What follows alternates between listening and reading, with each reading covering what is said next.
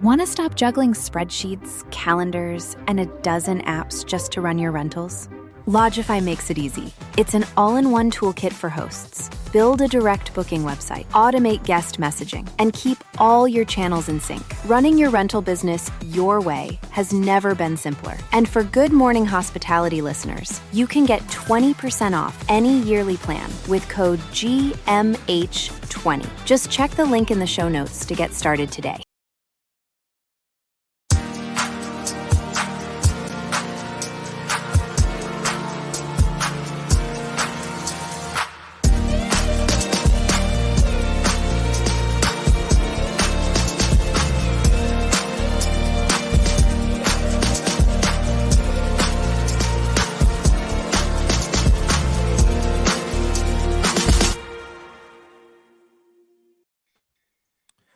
And good morning. We're back. Good morning. Happy Halloween. I know. I was going to say it doesn't feel right not seeing you guys in person, but like you just said, happy Halloween. Where are we going to be? And we didn't dress up. We missed the mark. I would say this feels more natural. The live was a lot of fun, but not having our screens up and being able to pull up articles and stuff, it was a lot more challenging live than yeah, we actually had to make eye contact. It was rough. I know. I make eye contact with you guys every call. I don't know what you're talking about. No, like in-person eye contact, just being like, I have to look at Michael like face to face. Oh my God. All right. Anyways. Well, anyway, so interaction. Will is not used to it after COVID, huh? Yeah. No, well, we're gonna have to also, re-socialize you. Yeah, I was gonna say after I got back from Vegas, I think I got into my apartment like 2 a.m. Thursday morning. Friday, I was pretty chill, but then like I did not leave my apartment all day Saturday, and it was so weird because like I unlocked my door or I opened my door on Sunday morning to go get a package. I was like, damn, this is the first time I'm leaving since Friday night. Woo! I haven't seen one single person, so yeah. That's the best though, when you can like just really recover. I got home from Vegas and I was like, I don't need to see anyone. I just want to stay in my room. So I feel like a lot of people felt like there's been a real conference like bender, like people are going on, Yeah. 4 conferences in a row. I think everyone needs like a little bit of a break.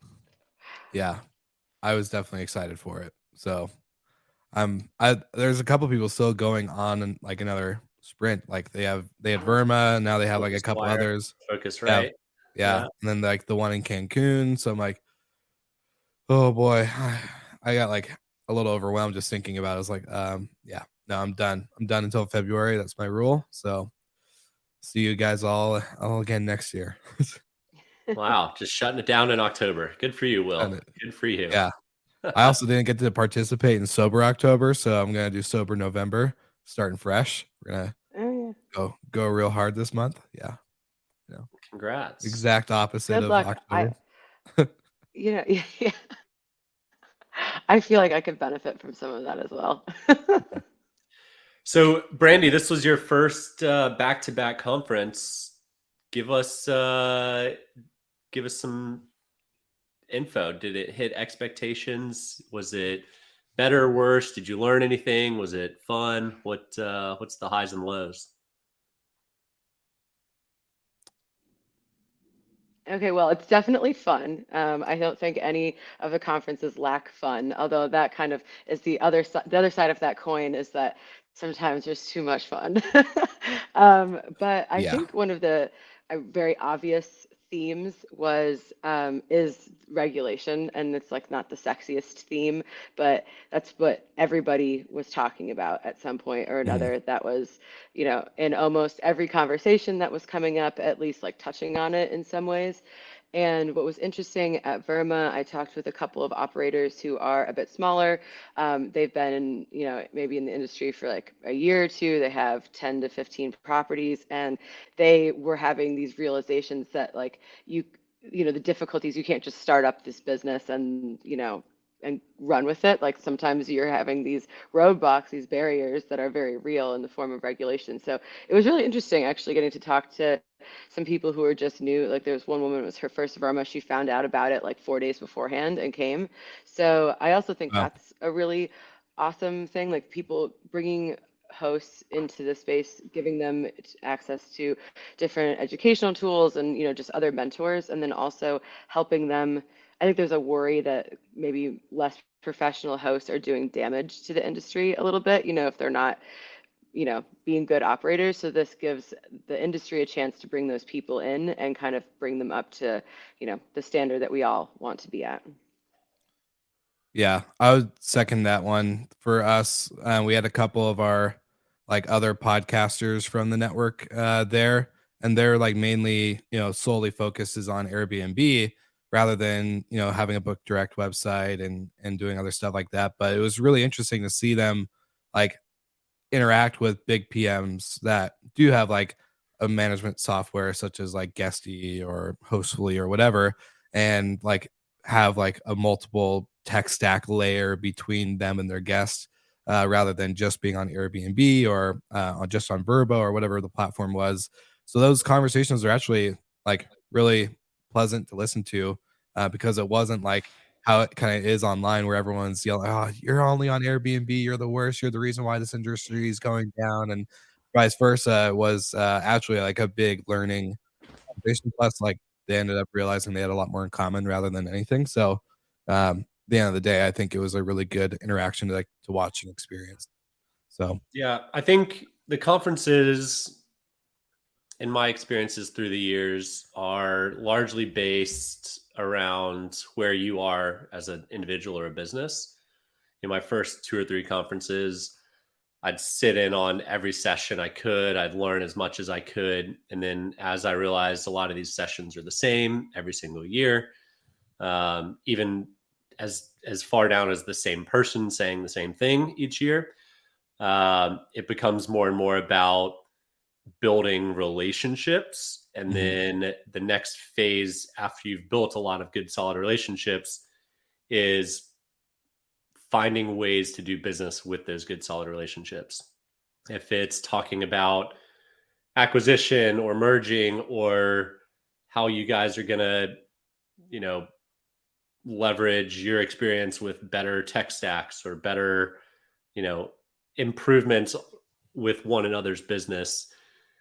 Those are the values, when you're bringing together 1,000 people, you can peel away 10 or 15 people for a dinner and actually learn what is not just surface level being discussed, on stage, but why did XYZ acquire this business? Was it because that business was struggling, or is it because that business has a lot of potential and,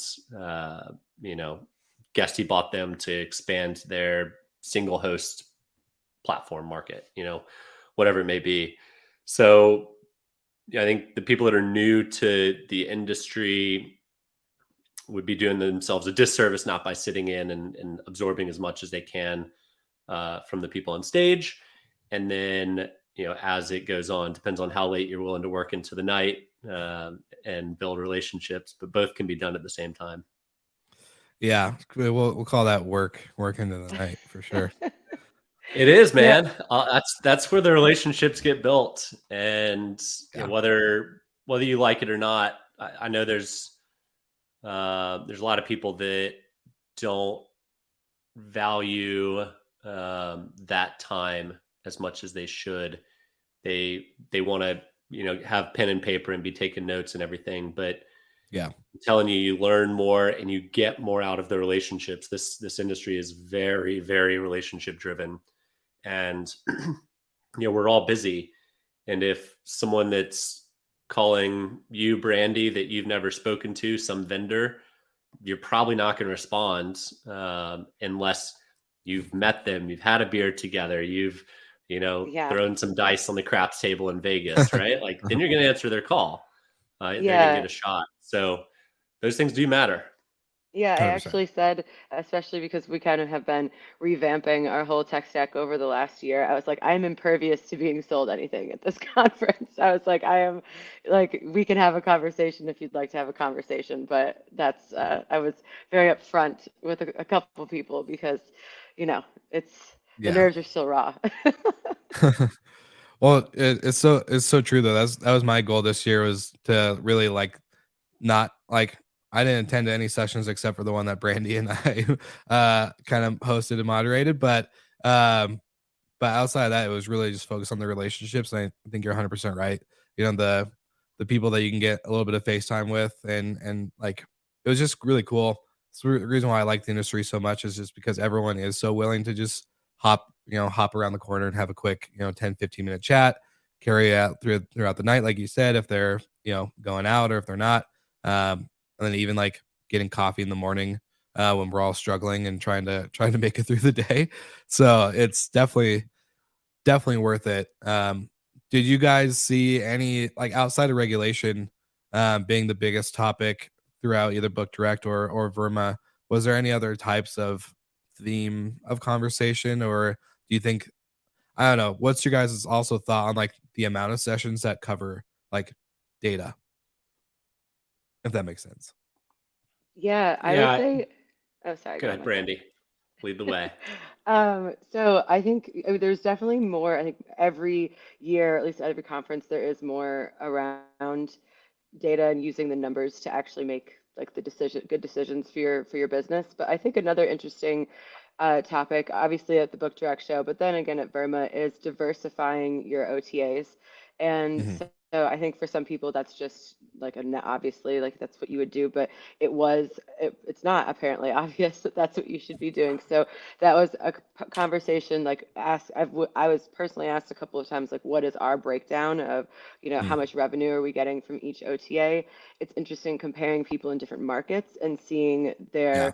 how that reliance has shifted, and then also how that how that balance has shifted over the years, because we've seen VRBO used to be like the a big chunk of our business and is now very, very small. You're seeing other operators have that opposite balance. So it was just, I think the OTAs and kind of the smaller operators talking about that balance and diversification more. Um, yeah, so I thought that was good. The anti, not to be anti Airbnb, but you don't want to have all your revenue coming from them. Mhm. 100%. Yeah. Well, I wasn't at Burma, obviously. I You weren't? read from Tebow that there was a closed door session with the three OTAs, Yeah. and Airbnb just got bashed. Yeah, And this is the kind of shellacking that HomeAway Verbo took 5 or 6 years ago, that Booking has kind of taken the past 3 or 4 years with all the fraud on their site. But now all of the ire has turned over to Airbnb. So we've talked a lot about that on the show, and we don't need to belabor it, but Mhm. it's fascinating. I wish I could have been a fly on the wall in that room. Were I you there, know. Brandy? I was supposed to go to that. It was like a lunch session, and I was in a meeting, and I looked down, and this was another like kind of slight tangent. Getting lost in the hotels in Vegas, like I still, by the time we left, I was like, I don't. It was so confusing. It's a maze. Heard people getting But lost a lot. yeah. Oh yeah.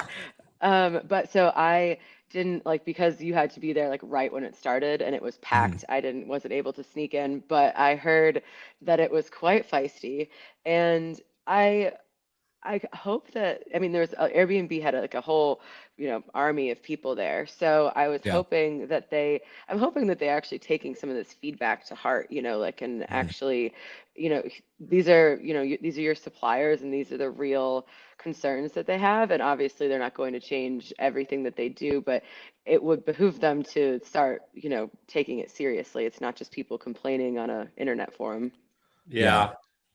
I would I would say, so in all of my years, I've seen one executive of Airbnb at the conference, and Nate showed up maybe 4 or 5 years ago. Uh, Whereas executives from Verbo and HomeAway have been present every single time. And to Booking's credit, executives from the homes division of Booking are always there as well. It is a bit surprising not to have executives from Airbnb present. And they don't even have to stay long. You know, the flight from San Francisco to Vegas is very short. Isn't very far. And I think when they start showing up to it, that's when you'll see change being made. But until the executives are taking it serious, you know, I wouldn't hold your breath. Well, it's interesting. They have people like more executives on their like kind of like product side almost. Like I saw some people that are in charge of the integrations and things like that. So it's more from like kind of the vendor side of things. But I think you're right, and it would go a long way to have some of like the bigger names show up, and at least to save face. Like if you know, part of it is all PR as well. Like you have to come and kind of make the effort. 100%. Yeah, I mean, there you get a lot of respect if you sit on stage and take a bashing. You really do. Like, yeah, it's not fun, but I mean, shoot, Brian Chesky is a PR wizard. He knows his talking points. He's great at it. I think it'd be great for them to show up to an event. But enough about that. I mean, I think one of the other things that I heard quite often was fundraising. So Safely raised, Breezeway raised. There's a big operator out of Europe, Bob W, that raised, which is the first operator we've seen raise a substantial amount of money in a while. There was, especially in Europe though, like in Europe for sure. Yeah. There was one out of Mexico, I think Numa, that raised money recently, but it's good to see operators getting money again, because it had been quite a dry spell there for a while. And, you know, Saunders' public debut is probably not the headwind that the industry was expecting. Yeah. Well, I was also surprised on the lack of, I guess, headlines. I feel like last year it was like, I think Michael, you and I woke up to do the Good Morning Hospitality episode.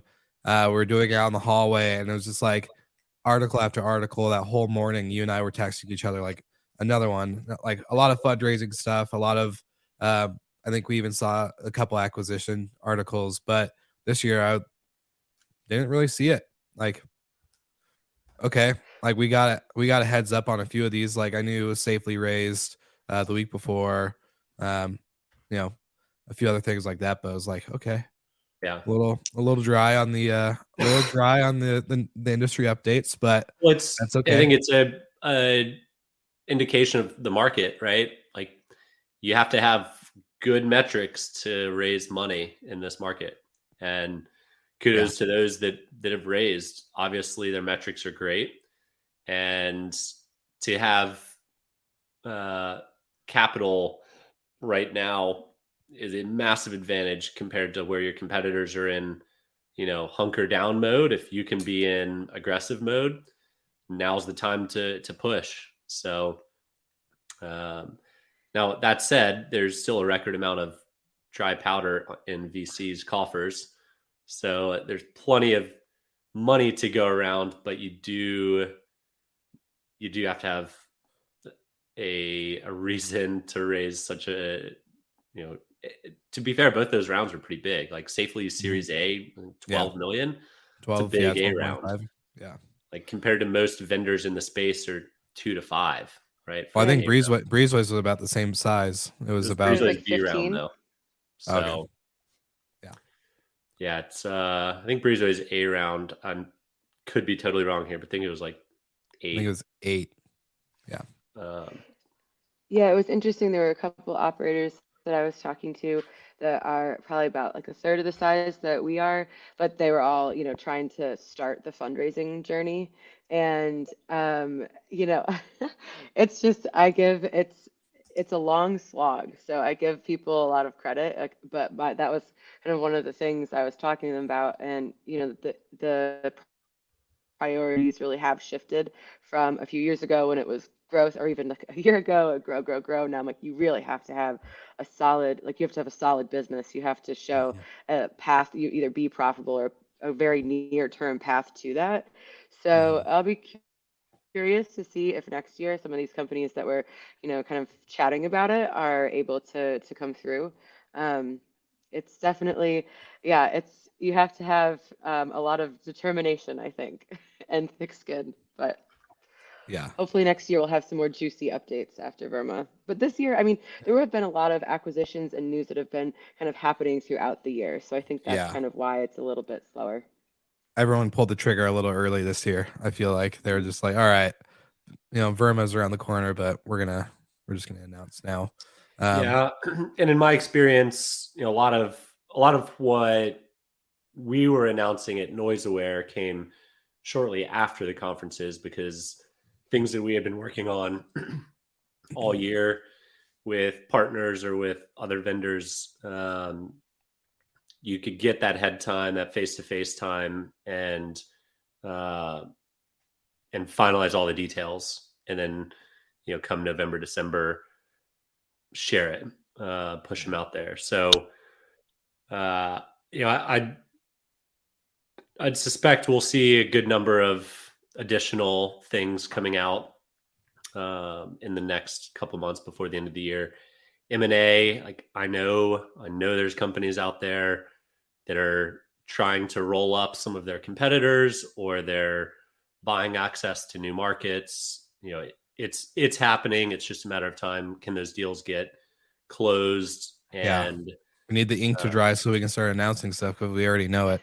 Well, I mean, that's one thing, but there's also, like, I know there's groups out there that want to do roll-ups, and they're hunting for people to team up with them on doing that.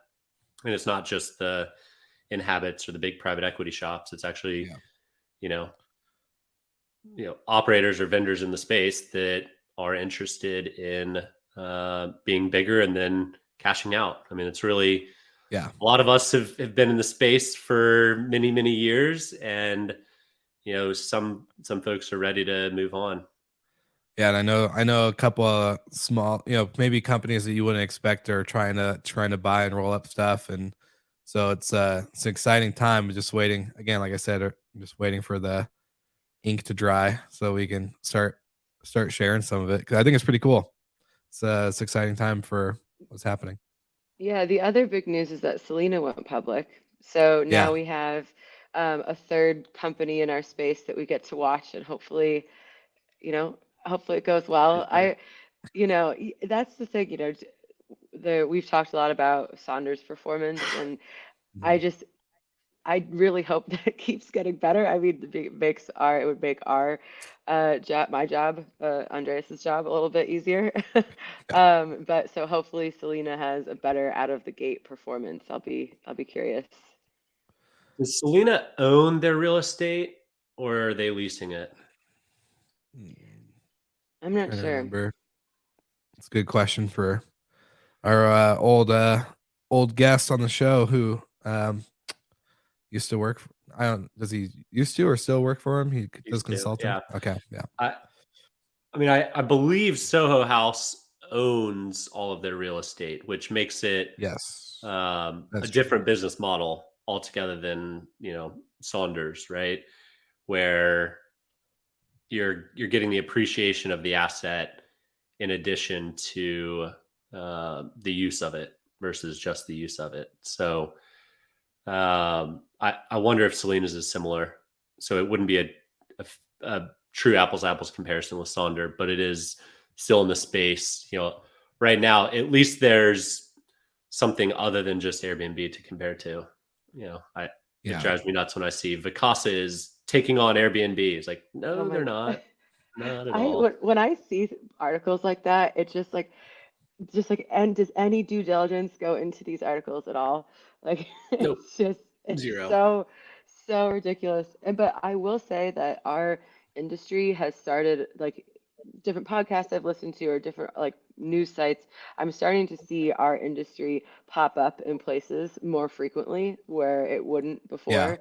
And so I think that's, I mean, it's, I think, still very like low level. It's not like we're making big splashy headlines, but it's Yeah. nice to see some recognition in some form or the other. Like we're worthy of being talked about on the bigger news sites. Well, I was gonna say, speaking of which, yesterday I had an old army buddy Instagram message me, and it was a video of one of our podcasters who is also a short-term rental operator and a hotel operator, and he's like, "Dude, this is a really cool idea. You should look into doing this." I'm like, "I know him. We run his podcast, and also we do that." So yeah, that's exactly. And he's like, "Oh, this is sick," and it's like, okay, that's interesting. Like you, it wasn't a big headline or anything, but just an Instagram reel that one of my buddies somehow saw without even knowing the connection between the two of us. It's also kind of cool to see that it's kind of becoming more publicly, I guess, watched rather than that. And then to answer your question, Michael, Selena is a mix of both owned and leased properties. Perfect. Yeah. It's probably the best way to go. Yeah. So they look for landlords, and then they also look for really good deals when it comes to real estate, is what basically I just read. So that's on their website too. So I'm not quoting from like a third source or anything like that. That is wrong. So it's real news. So Real fact check. Is Selena an Airbnb competitor? Yeah. No. Fact check false. Okay. False. Awesome. Well, in other news, to shamelessly plug story, our first check-in is today. Yay. Yeah. The bookings Congratulations. are starting to roll in, and our first check-in is tonight. So we're excited about that. Big day. That's awesome. Yeah, congratulations. Yeah, I was gonna say it's always exciting. I remember my first check-in. Remember your first? Yeah, I remember my first. It was great. But yeah, to also do a shameless plug, I know Brandy and I kind of mentioned it, but we got to do a panel with some of our good friends in the industry at VRMA, and it was really fun to speak of like VRMA or conference highlights. But I also had a nice little memory, just sharing this picture with everyone who's watching on the live, getting to see those beautiful faces in person. Like, look at us, we just look so good. We were all matching too, like the white and blues. Like, it works. Wow, it was great. It works. And then we all were well rested the day before. Yeah, and then you had this group who was just like, a mix of everything. So we had so much fun though that I think it felt like people actually took things away from the panel, which because when you're going into it, you're like, are we going to say anything that people actually care about? And like, so I think that it went pretty well.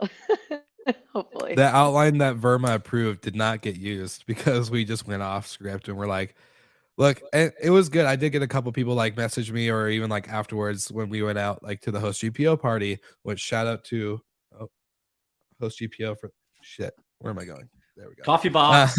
Coffee box. Shout out to host GPO, but it was really cool because a lot of people are like, it was different than the other panels. Like I didn't feel like I was getting talked to. We weren't sitting down and looking at each other, but we're actually engaging with the audience. Which I felt was good. There's a couple of people I did hear that maybe aren't the most techie, so they didn't understand the conversation, I guess, from that point. But at the end of the day, everybody. Yeah, but that was just like a small handful. Well, it's important for those people to hear the conversation and at least start hearing about all of those things, because the reality is their business needs some of the things that we were talking about. So they might be uncomfortable or unfamiliar with it now, but the more they attend those sessions or they start hearing that vocabulary, it will help them down the road. Yeah.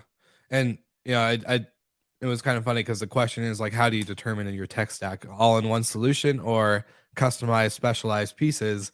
And like, we didn't really answer the question because there was no real answer. There's no like right or wrong. It's really based off of your business. And so I think that was like the main point that people did take away was like, I need to ask more questions, especially when it comes to vendors. Like, I need to be picky on who they integrate with, how their integrations work, what's the roadmap, the real roadmap, not the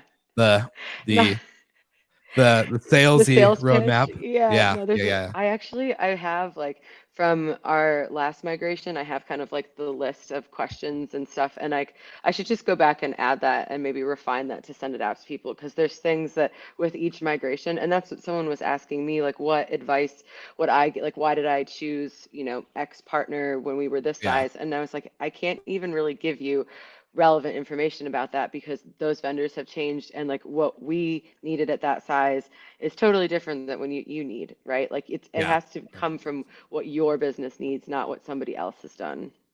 100%. So there is no like copy and paste, unfortunately. But Unfortunately, we tried that with some Stay Alfred things, and I can tell you it did not go as smoothly as we had hoped. yeah, it's Michael. I'm kind of curious from the stories perspective, like especially you're dealing with more hotels rather than short-term rentals. Um, what's that tech stack question or a conversation look like with you guys, especially getting involved as a channel for them to make those big bookings? Yeah, I think having spent most of my career in short-term rentals, the hotel world is a number of steps ahead. Um, Hmm. we, That's an interesting perspective. yeah, we are able to pull reservations or to send reservations to like 30 or 40 different PMSs and channel managers, which in the short-term rental space would have taken us who knows how many years to build that, right? Just because there's not really good middleware. So it is not perfect. It doesn't integrate with everything or everybody. So it is important to know when you're signing up for softwares for PMSs, is it the most widely used, the most kind of common in the space? And whether it's the best technology or not, it's going to be better for you if it has more integrations, more tie-ins, even if functionality might be slightly limited, simply because it's connected in the ecosystem. And maybe in 2 or 3 years, that better functionality on the other competitor is worthwhile to switch over. But life is a lot easier with connectivity, with integrations that work. So Yeah. And I'm pretty sure that was an old episode on the podcast. This is episode 93. And I know we forgot to celebrate it in Miami, but we also hit our 2-year anniversary. So congrats, team, for that. But it kind of comes back to like that. And I know we're running over time, so I won't rant long, but I think like the Avengers of the tech side, like if you can find a really good PMS, this is a really solid integration with like a door lock access company, with noise, with insurance, and everything like revenue management. Even another platform like Breezeway, to really like solid connections. Yes, like it may be pricey, but if you can focus on that, where like it's seamless, they don't break easily.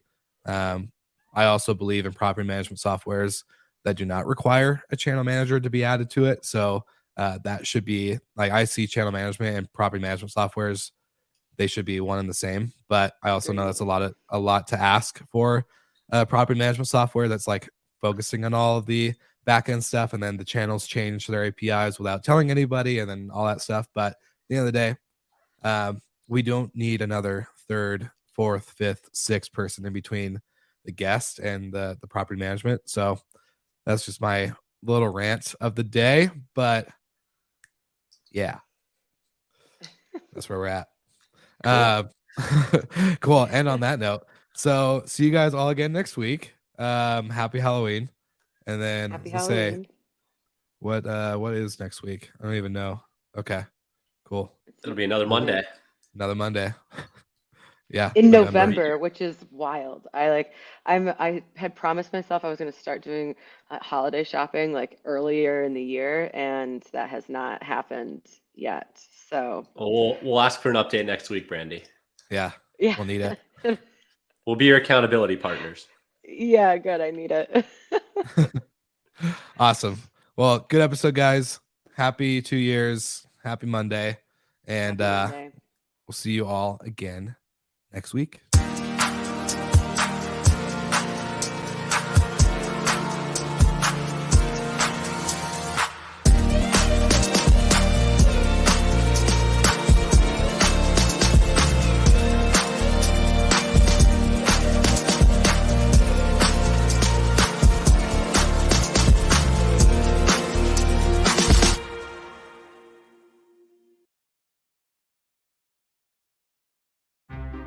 Want to stop juggling spreadsheets, calendars, and a dozen apps just to run your rentals?